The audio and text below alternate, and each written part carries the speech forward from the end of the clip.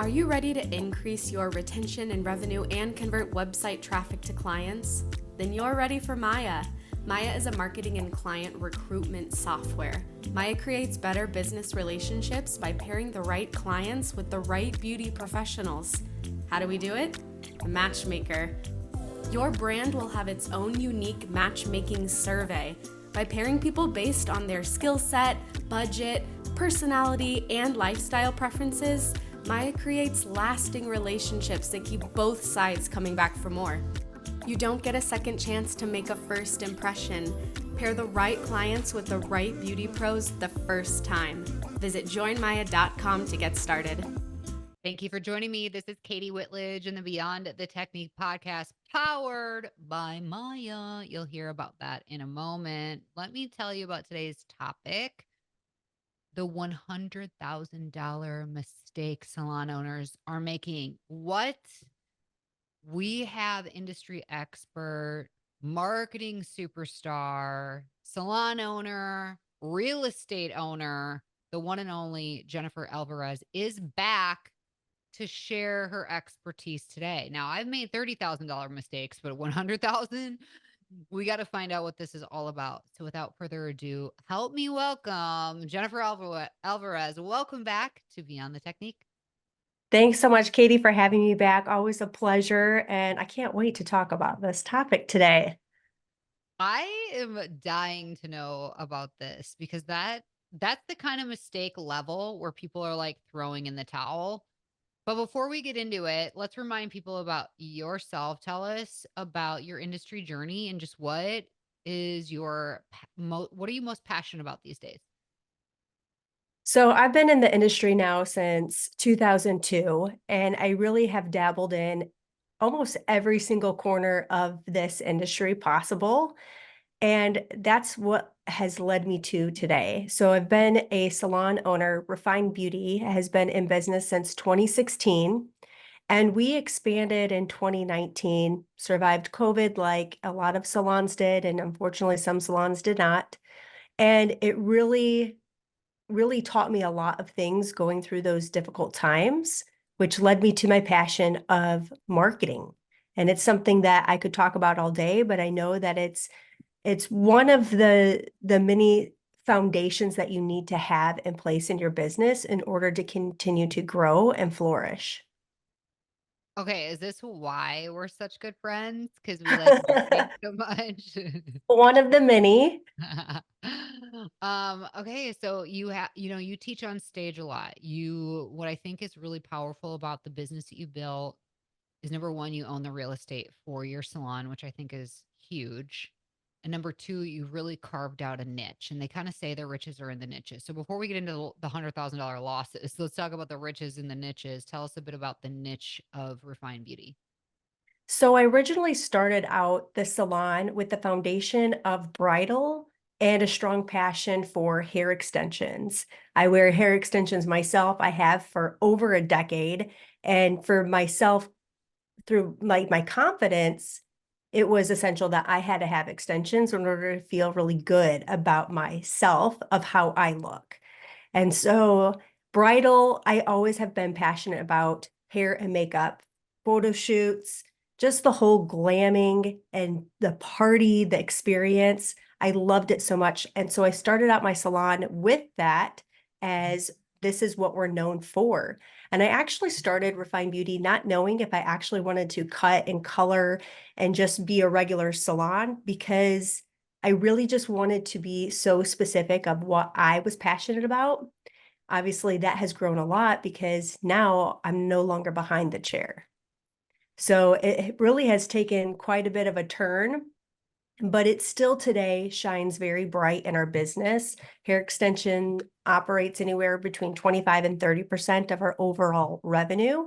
And bridal has taken over more along the lines of 15%. So it's changed quite a bit. And now we're leaning actually more into hair extensions because we started our own hair extension line.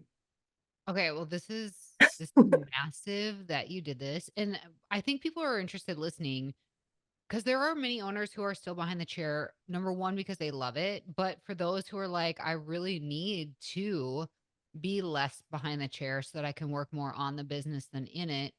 How did that go for you? And what was your kind of strategy for lessening your time and then fully exiting behind the chair? Well, in all transparency, there was a lot of fear in my life. And starting up a business, my fear was, am I going to fail? Or is it going to be so successful? I'm not going to have any time for my relationship, my marriage, my friends. And so there was a lot of, limited beliefs and scarcity. And so I went into business ownership with the initiative of, if I had no one, everybody left me, I could still do it myself. And I've always come from a place of like, I'm a fighter. And so that's how I started my business. Financially, I can afford all of it myself without anyone else. Anyone else in my business I knew was icing on the cake for myself.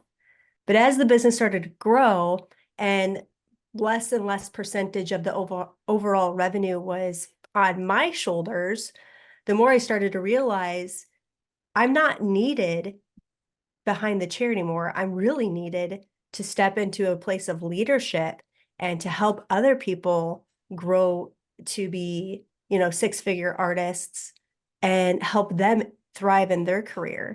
And so it definitely took on a new position that I honestly didn't see that coming until I actually started getting into it, that I said, I gotta pull back because I can't do everything on my own. I need a team in order to get to the next level. Otherwise, I'm always going to be the bottleneck in my business. I agree. And, you sacrifice either your family time, your friendship time, or your health. And if you don't have your health, there's none of the other things. So I just applaud you for making that transition.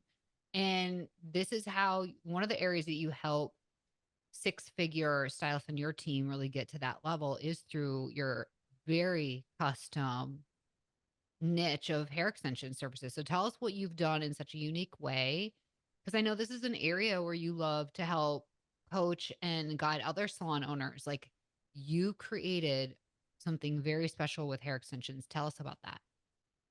It really came from a place of pain of why I said I have to create a line for ourselves because one, the hair was becoming inconsistent with the quality and more expensive, or lacking the colors that we were looking for, of the lengths we were looking for. So this all came from a place of, why does no company out there, why do they not carry what we need? And so I started to do a lot of research of what company could help us achieve what we're looking for. And so thousands and thousands of dollars of money spent and time spent of researching what would be the best product for our business that we could represent. It was not an easy task, and it still isn't easy per se. It's easier now that we have found a partner that supports our vision of what we have. But it definitely, you have to be willing to make those risks to find the reward. So we're at a This much better time, place now. is this tied to the $100,000 mistake? Like, I feel like, is this the segue needed? Like, what happened? It definitely could be. So the $100,000 mistake was really where I found the mistakes that was happening in marketing. So one of, in addition to my fears or um, not feeling like there was enough, I realized we've got to market harder because the location that I selected it because I wanted to buy the property, because I also was thinking about, as I start my business, I need an exit strategy. So I knew that I know at someday in my life, I'm going to pass the baton. I'm going to sell that business. But I also wanted some real estate that I could either keep or I could sell. And that's just another area of revenue. We are in a very busy street. It's a B+ location. We have zero walk-in traffic. So I said, we really have to figure out our marketing strategy. And thankfully, during the closing of the salon during COVID, I decided I really want to know more about marketing. And so I invested a ton of money and all of my time and energy into learning about different strategies for marketing to help us generate more traffic to our business so we can continue to do more hair extensions, more bridal, and just grow the overall team and salon. And so that's how I realized we are losing a ton of money because we're not following through with the marketing strategies that are in place when it comes to your sales pipeline. Okay, there's so much to unpack here. Let's start with sales pipeline because many people listening may not know what does that even mean? What is a sales pipeline? So your sales pipeline is basically 4 different components of marketing. And it can't just be focused in one different area. It's basically you're talking to a large group of people. You want them to notice you. And then slowly but surely that pipeline gets smaller and smaller as you're trying to get them into your business to spend money and then retain them. So I talk a lot about lead generation because that's super important to me, but that's only one part of it. And so when you only are focusing on one part of that sales pipeline, it's basically like you are filling up a bathtub, but the drain's open. And so when we realize we got to shut that drain so we can stop losing money, that's when things started to change for us. Hmm. Okay, I hope you're listening because if you've ever felt like you've invested marketing dollars and you're like, did this even work? Where did my money go? This is the episode for you. And we want to hear about what are the pieces of the puzzle that need to be in place so that it's not like, oh, you put some water in here, but now it's just kind of draining. Tell us what has been your strategy for really dry, because ultimately, why do we have marketing? We have marketing so we get and keep new clients and so we get and keep our team members. So tell us about your strategy in those areas. Well, again, it started out with a lot of trial and error, throwing spaghetti against the wall to see what sticks. So we started out marketing doing a lot of different things, magazine ads, different online ads, and not all of it was sticking. And it was very expensive. And starting out the business with me as the solopreneur, the one who generated all the revenue, I knew I had to be really strategic about where we're spending our money. But the more that I learned about it, the more I realized we have control over our marketing dollars and we have control over what is our conversions, how much money are they bringing in, and really measuring and tracking and testing, I think is one of the 3 key areas that you have to pay attention to. What you focus on and what you measure grows. And so when you try all these different things, and of course, I wanted to try them all because I wasn't for sure what was actually going to be working for us. But when I started actually track and measure, I realized, oh, okay, this worked. That did not work out for us. Sometimes you won't know until you actually try, but you're now able to make more of an educated decision based on the history of what has happened. So measuring and tracking and testing out different marketing strategies. So for instance, Maya, as a user of 2 years, I believe, we look at all the people coming in and we know that we had about a 30% conversion rate. So how do we get that to increase? So the second portion of that sales pipeline, just for lead generation at least, was following up. I mean, how many times are we getting people who are interested, right? Even people who drive by your salon. Interested, yes, but we need more. We need some data from them. We need to not only have their email, their phone number, information, but what are we doing with that? List building is important, but if we're not doing anything with that list, what are we doing here? It's like if you can follow up with them, and there's a few different ways I think following up is important through automations, and then also your sales team following up with them, you're going to increase that conversion. And when you can increase that conversion, it ultimately is going to increase your revenue.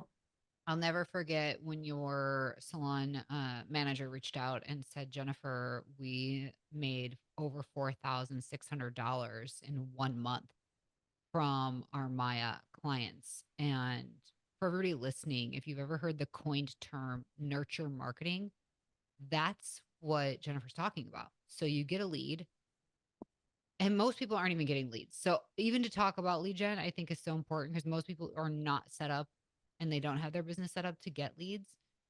But like you said, you can get a lead, but then what are you going to do with it? And what you're talking about is called nurturing the lead. Marketing is communication, right? So nurture marketing is meaning you're communicating with these leads, and that increases the probability of getting those butts in the seat. So I think that's brilliant that you hit it up from multiple angles. And, it takes effort, but it pays off. So well done. Absolutely. And, I think that when it comes to lead generation, knowing that we don't have been walk-in traffic, but even if we did, how many businesses are in high traffic areas where they have great walk-ins, but their retention might be extremely low. So they're working extra hard to make sure that they constantly are having that walk-in traffic. Well, what happens when the business next to you goes under? Now you've lost the walk-in traffic that business next to you that you were leaning into. Mm. So again, we really had to lean into our own strategies of how to generate more leads, nurture them, but then most importantly, then too, closing the deal, closing that sale. And who is that through? That's through your closers, your service providers. So really thinking about the different areas of, how are we setting up our business that maybe we don't have our hands on everything, which is why I always lean into automation. Can I send them an SMS right away? Can I send them an email sequence right away? And really talk about why should they choose us in their business, and give coaching to the team of when someone's coming in for a high ticket offer, such as hair extensions. It's intimidating at first when they're in it because it's a $2,500 deal. And here they are, they're scared to even sell a shampoo bottle that's 20 bucks. So you have to coach through your team and instill confidence into what they are selling and promoting, that they're able to close that deal. Yeah, I think that closing is so key. And I want to just piggyback it with accessibility because I cannot remember the stat. I'll have to pull it up, but it's like 94% of consumers will book after hours if they have online booking capabilities. So if you have, and I'm probably ruining that stat, so I'll have to like preface that at a different time. But it is a high percentage of people who are willing to book after hours, but they got to have that accessibility to online booking. So with like you mentioned automations, let's say there's an email automation that goes out, which I appreciate you bringing that up because it's a huge part of what Maya can do for people is that drip automation emails. But every time we want to give them access, can I book right now, anytime, anywhere? And if we don't offer that accessibility, which most people listening, I think, are on board now with online booking, there's not very many who hold that too tight to the chest. But if you have that control, I need you to let that control go because there really is no control. Whether you're trying to control it or not, the client comes in, the consultation drives what actually happens. And like you brought up educating your team. So if you're educating the team on the importance of consultations, the consultation drives whatever they booked. It doesn't matter. Because let's say I book a haircut, but you're like, everything I'm hearing from you, Katie, I think you need hair extensions. Well, now that's driving a whole new thing, right? And it's way better. It's way better. 100%. So yeah, so we have the pipeline. We've talked about getting lead gen, nurturing the lead, closing the sale. What comes next? Well, of course, you got to retain that guest. Once they've booked, once they've paid for that service, what's going to get them coming back? And this is why I love hair extensions so much, is because they're on this maintenance routine. Katie, both you and I wear hair extensions, so now we know what it's all about. But making sure that you're retaining that guest as well, and it's just this constant just circle of life. of the customers. We know we're not going to retain 100% of the customers. We know that not all 100% of the leads are going to convert into the sales. We know that to be true, which is why we have to constantly be on this marketing cycle to keep our sales revenue and our team growing. Yeah, I mean, just sitting down to put this together. So if you imagine, like, let's say you're working with a salon owner and they say, Jennifer, I need your help. Where do you really start this coaching process with them to help them put this in place? Because it can sound a little intimidating. There's seemingly a lot of pieces to the puzzle to put together. Where do you begin with them? I would start first with asking a ton of questions because that's just such a loaded question or problem per se. Well, what is the problem? Let's really identify what it is because it could mean a lot of different things and it might just be one little key component that you're missing. But I'm a spreadsheet, I'm a freak in the sheets. And I'd like to look at the spreadsheets and look at the data of like how many new customers are coming in a month, how many regular customers, what is our sales for services and retail, and we're looking at retention, utilization. I'm looking at all of these numbers. But if we could simplify this at least and circle back to our lead generations and conversions, I want to know, let's reverse engineer our goal here. And if we know that our average ticket, let's say you are a hair extension salon in a urban area, your average ticket might be around $200. If you're in a smaller town, obviously that's going to be different. But look at what is your salon's overall average ticket and reverse engineer this. Okay, if we know that our average ticket is $200, how many clients do we need to have coming in every month? What is traditionally that frequency of visit? So let's say 5 times a year they're coming in for their visit, $200 an average ticket. So their customer lifetime value is $1,000. So how many of those do I need every month, every year in order to hit that? So this is where I realized $100,000 we all could be losing if we're not taking the right action steps. Because how many people are coming in through, if you're using Maya, which if you're not, you should be, because we have to look at how many people are coming through on these lead generations that we have. Whether you're like, hey, new clients, sign up for our newsletter, or new clients, here's $10 off your first visit, or even your call to actions on your emails or even social media. But are we following through? Are we training the team on closing those sales? We're missing all of this extra cash flow that we could be having in our salon. And if we did the math the way that I just said, $1,000, you need 8 to 9 people every month coming in at $200 a pop in order for you to make your $100,000. So really looking at backing into the goal that you have set for your business. And even, there might be some people that are low staff. So you can't physically afford to have more customers in to your business if you don't have that staff also. So that would become a big problem if you cranked up your marketing for new customers and you don't have people to take care of them. Now you're getting a reputation where new customers are going to tell other potential customers, don't go there because you won't get in. So that could also pose an issue as well. There's so many moving parts with it. Yeah, I love how you back it in and reverse engineer it. And okay, for everybody listening, Jennifer is an ambassador, an affiliate for Maya. So she has a special offer. Write this down. It's going to be in our show notes as well. JA, the number 2, and then the word free. No spaces. JA2 free.